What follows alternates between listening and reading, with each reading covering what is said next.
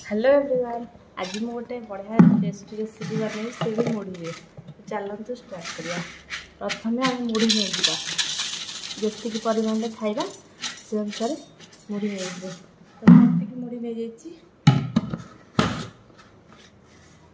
जापर आमर सब जिनस अच्छी देखु। तो आम पियाज पकईदे तापर अल्प टिके गाजर पकईदे जहाँ जो गाजर मूला थी पकईले हम आलू पकईदे सीधा आलू के टमाटो हाफ पकईदे के लंका पकईदे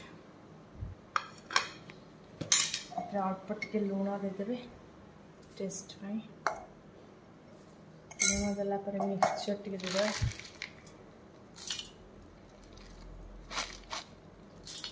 जहाँ जी मिक्सचर पसंद आचार तेल पकईदे टेस्ट बहुत बढ़िया आसता है। तो जहाँ को आचार तेल पसंद पकईदा घाटीद सर तो रेडी हो गला हमारा मसला मुढ़ी। तो आराम से मिक्स करदे भल भाव हाथ में भी गोले भल। तो रेडी गला देखु मसला मुढ़ी। तो आपण भी ट्राए करूँ मत कहतु केमती। Thank you.